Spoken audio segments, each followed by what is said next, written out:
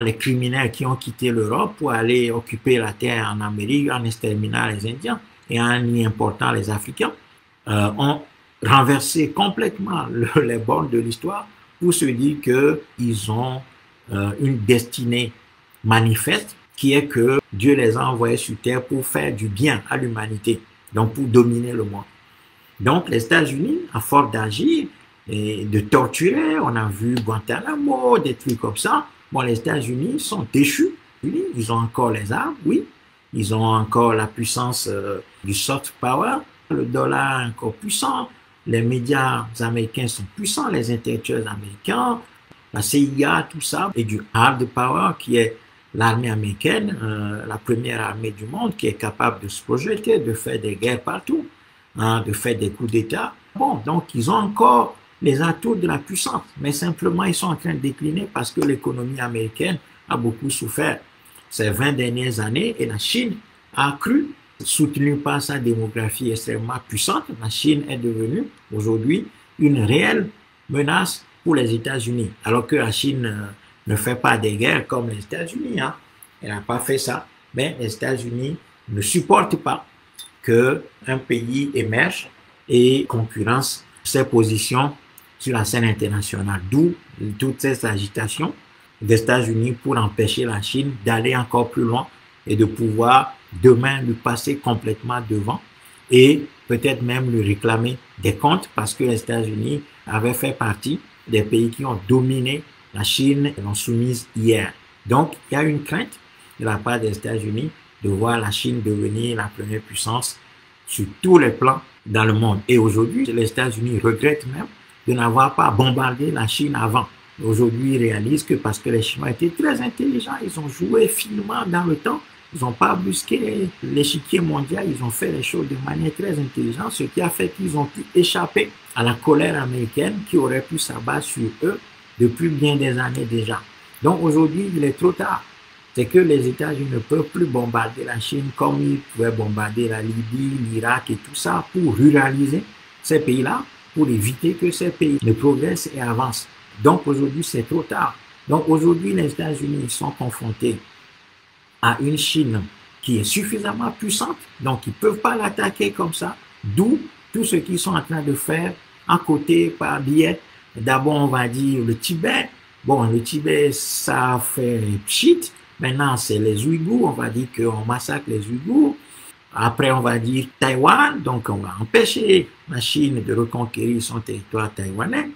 Après, en Afrique, on va alimenter le terrorisme en détruisant la Libye pour laisser les armes arriver en Afrique occidentale et ailleurs en Afrique, pour empêcher la progression de la Chine en déployant ce que les États-Unis et ses alliés appellent la lutte contre le terrorisme en Afrique. J'ai fait une interview récemment avec le journal Radar Info au Burkina Faso. Vous pouvez trouver ça sur la page du Moltra ou de Komla Kogli.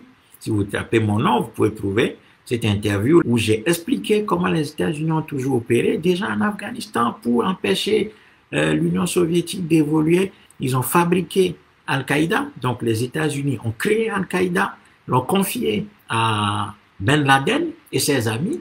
Ils appelaient même Ben Laden et ses amis à l'époque, face aux soviétiques, les combattants de la liberté. Ils leur ont donné de l'argent, les renseignements, les armes, tout ce que vous voulez contre la Russie. Après, ils ont fait la même chose en Égypte, en Libye, en Tunisie, partout, pour soutenir. Et c'est Obama qui est le maître d'œuvre de tout ça, pour faire ce qu'ils appellent le printemps arabe, où ils ont conclu des alliances avec les frères musulmans pour prendre le pouvoir. En Syrie, ils ont fait la même chose, créer du terrorisme pour être présents et soutenir ces gens-là contre les pouvoirs qui étaient leurs ennemis. Donc, en Afrique, nous assistons au phénomène du terrorisme créé par l'Occident pour empêcher la Chine d'occuper totalement la place, de sorte que les Américains et les Européens, l'OTAN, puissent se déployer sur place en Afrique pour soi-disant lutter contre le terrorisme aux côtés des États soi-disant africains.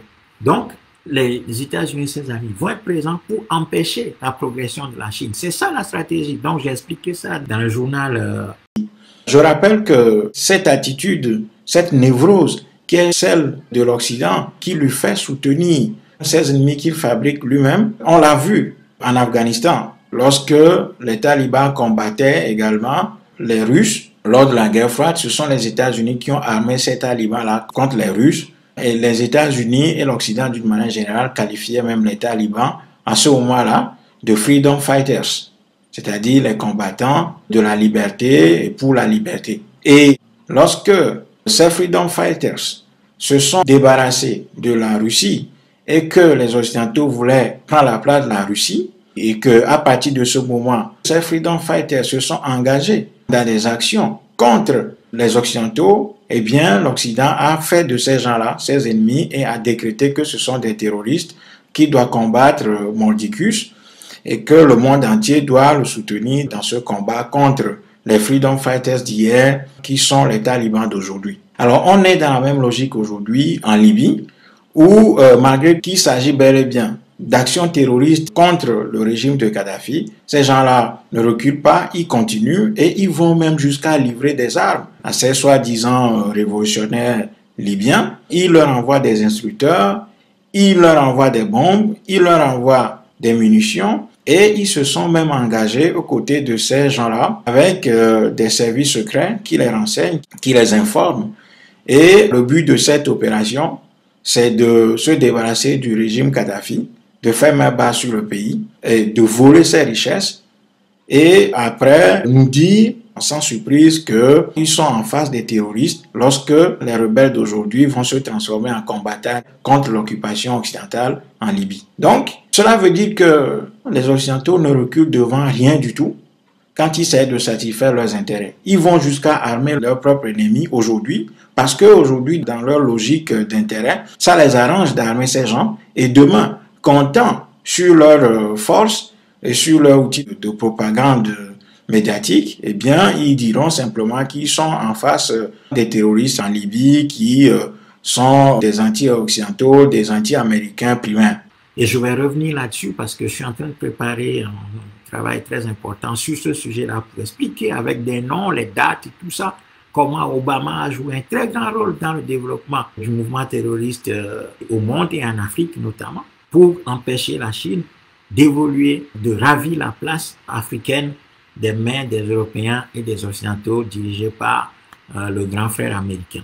En fait, le petit frère américain qui est devenu le grand frère parce qu'ayant acquis une puissance de destruction massive.